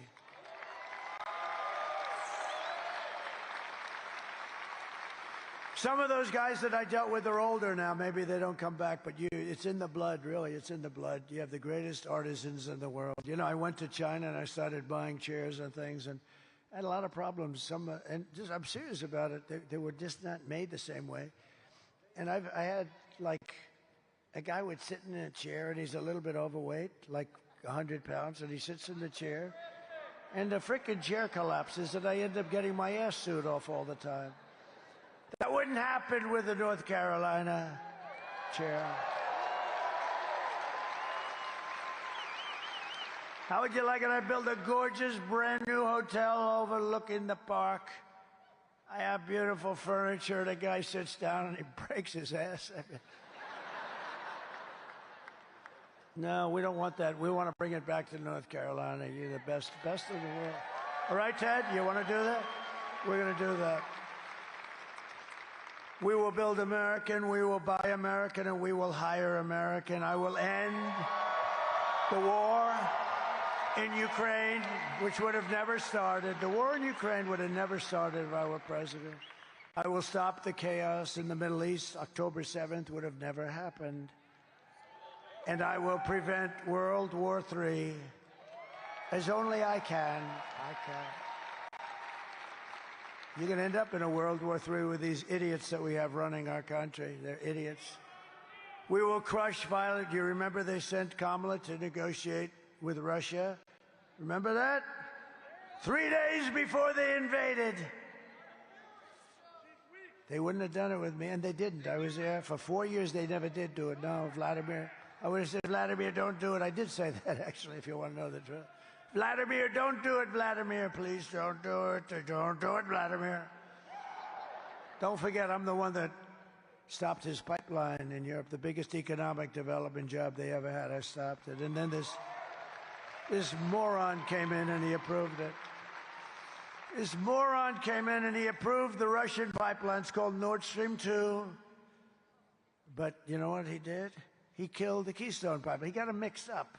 The Keystone pipeline was our pipeline. Keystone XL pipeline, it was our pipeline. He killed it, 48,000 jobs and a very important pipeline. So he got it reversed. It was supposed to be, let the Keystone get built. They were starting construction, 48,000 jobs. It was the reverse. He should have killed the Russian pipeline, or let it be killed, because I already killed it. But the Keystone pipeline, he should have. He got it. He gets everything mixed up. He wouldn't tell. If you asked him what's the Keystone pipeline, he wouldn't be able to tell you. If I asked him what does MAGA stand for, Joe?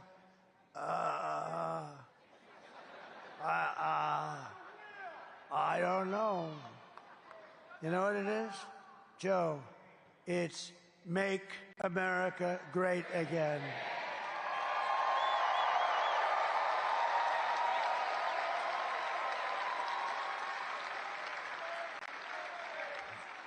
But you know what they should do? I think in the favor, in order so that we continue to say that we have a great democracy, I think she should go in and give him back the presidency, let him finish out the run.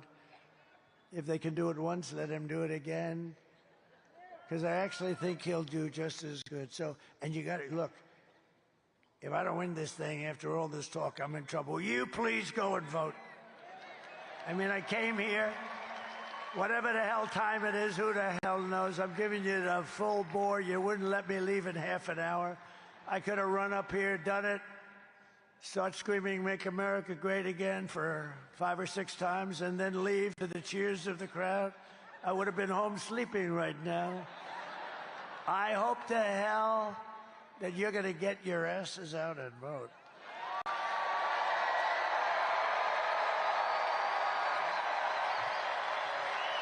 Did you all vote? Everybody? I figured. I know these guys voted. But we'll crush violent crime and give our police the support, protection, resources, and respect that they so dearly deserve. And by the way, people say to you, how are you going to know who these people are, the migrants? Let me tell you, your local police are incredible. They know their names. They know their middle initial. They know the serial numbers. They know everything about them. They know more about them than we want to know. They'll work with us. They're dying to do it, too. We will strengthen and modernize our military. We gave so much of it away to Afghanistan. Can you believe that? These idiots, they gave away the best tanks, the best planes. They even gave away night goggles. You know, the Afghans are good fighters, but they don't fight at night. But now they have our night goggles, brand new night goggles, better than what we have. Ours are older. They have brand new. Can you imagine what they got, Pamela? Can you imagine? They got everything. So embarrassing. And then they had a parade down their boulevard, or whatever the hell you call it. Wasn't the most beautiful boulevard, but it was a boulevard nevertheless, right? And 3 weeks ago, and they had these armor-plated vehicles that cost millions of dollars, armor-plated, 4 and 5 inches of armor, the best in the world. And they showed going down the boulevard, which is basically they were taunting us and mocking us. All that equipment. Look at Uncle Sam back there. Stand up, Uncle Sam. Look at him. Look at this guy. Wow. He's a good-looking Uncle Sam, man. He's got the whole package. Thank you, Uncle Sam. You look great. Wow. Okay, you have a deal. You have a deal. But we'll build a missile defense shield, all made in the USA. We'll rebuild our cities, including our capital in Washington, D.C., making them safe and clean and beautiful. Again, our capital is a mess. People go to the Capitol, they end up getting shot, killed. We're going to clean our capital. We're going to take it back from these people that run it so badly, so horribly. With an unlimited budget, the budget is virtually unlimited, and they run it so badly. We're going to get rid of the graffiti on the beautiful marble. We're going to they have the most beautiful marble columns. When a dollar was a dollar, they built it, right? Most beautiful buildings you've ever seen. We're going to clean up our capital and make it safe again. We'll teach our children to love our country, to honor our history, and to always respect our great American flag. And we will get critical race theory and transgender insanity the hell out of our schools.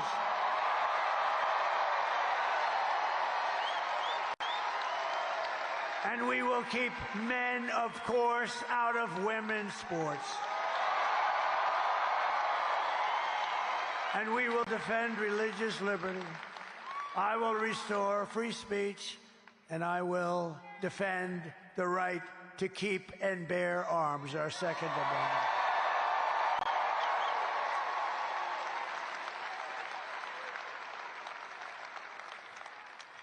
Look at the muscles of this guy. Excuse me. Could you stand up? Look at that guy. You in the beautiful white shirt. Would you look at this guy? Holy mackerel. I'm looking at him.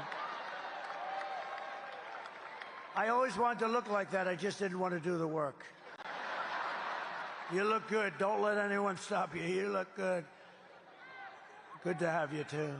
After years of building up foreign nations, defending foreign borders and protecting foreign lands, we are finally going to build up our country. That's what we're going to do. We're going to defend our borders, and we're going to protect our citizens. We got to put America first. It's time to put America first. And we're going to help other countries, but we got to put America first. And we will stop illegal immigration once and for all. We will not be invaded. We will not be occupied. We will not be overrun.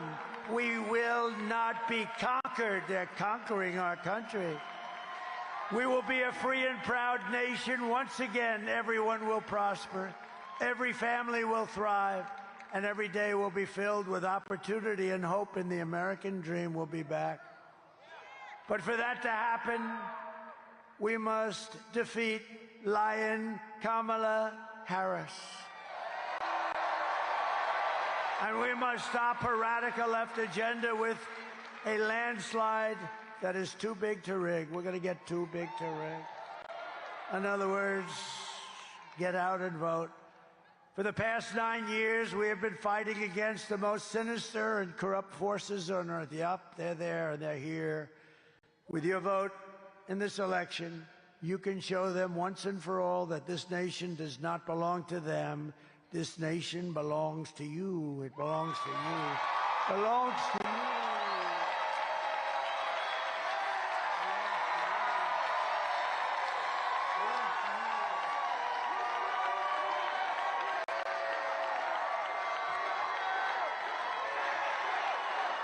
Belongs to all of you. It was hardworking patriots like you who built this country. And 3 days from now, can you believe it, 3 days?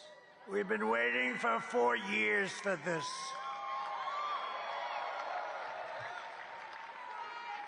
And if I didn't do so great, I mean, we did much better in the second election than the first. If I didn't do it, I wouldn't have done this. I wouldn't have done this. I could have been on the beach. I could have been lots of places. But I would have had no interest. What we're doing, remember, this is the greatest political movement probably in the history of the world, in all fairness. And this is the movement that's going to bring our country back. And we can do it, and we can do it almost easily. It's going to be a little rough in places. They've taken us to levels that we never thought we'd have to worry about with all these people and, you know, murderers and drug lords and terrorists and all. We didn't have these problems. We didn't have these problems. Now we do. It's a big problem. But we're going to solve those problems, and we're going to solve them fast, and we're going to get back on track. And once we are, we're going to move like you've never seen before. 3 days from now, it is hardworking patriots like you who are going to save our country. After all we have been through together, we stand on the verge of the 4 greatest years in American history. That's what I believe they're going to be. With your help from now until Election Day, we will restore America's promise, and we will take back the nation that we love. We are one people, one family, and one glorious nation under God. We will never give in. We will never give up. We will never, ever back down. And we will never, ever surrender. Together we will fight, fight, fight. Together we will win, win, win.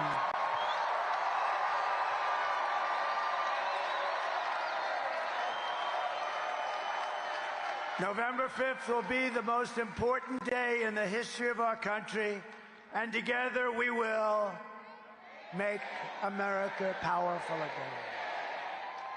We will make America wealthy again. We will make America healthy again. We will make America strong again. We will make America proud again. We will make America safe again. And we will make America great again. God bless you. God bless you, North Carolina. Get out and vote. Thank you, everybody. We'll be back. Thank you very much.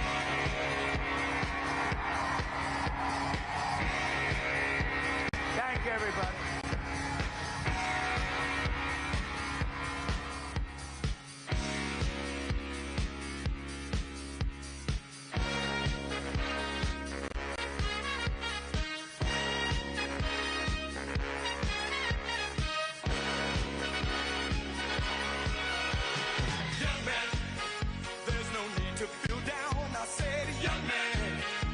Yourself off the ground. I said, young man, 'cause you're in